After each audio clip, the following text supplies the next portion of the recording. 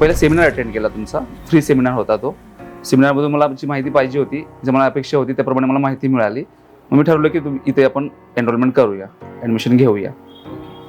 आणि त्यानंतर मग ॲडमिशन घेताना पहिल्या लेक्चरपासूनच मला सॅटिस्फॅक्शन भेटायला लागलं. जे मला हवं होतं ते सगळं मिळत गेलं.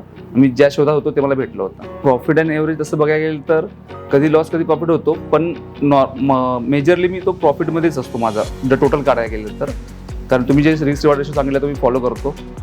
जे काही टेक्निक सांगितले आहेत त्या पद्धतीने, तर तो विनिंग रेशो जरी 50% असला तरी सुद्धा त्या टेक्निक्सने आपण म्हणजे मी मेजरली प्रॉफिटमध्येच राहतो.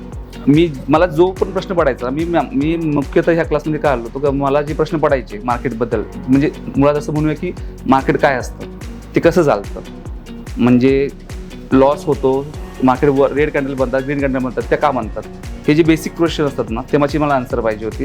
त्या आन्सर मला तुमच्याकडून सगळ्याची भेटली मला तुमच्याकडून.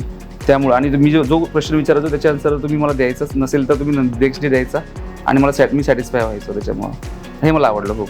नक्कीच ज्यांना पण इंटरेस्ट आहे शेअर मार्केटमधील नॉलेज घ्यायचा, त्यांनी सगळ्यात आधी इथं येऊन एनरोलमेंट घेऊन एक फ्री सेमिनार अटेंड करावा. त्यांना समजेल की काय त्यांना पाहिजे ते इथं आहे की नाही, नक्की त्यांना आवडेल, ते घेतील आणि त्यांना ते सॅटिस्फाय होतील, समाधानी होऊनच बाहेर पडतील हा कोर्स केल्यानंतर इथे. हे मी सांगू शकतो.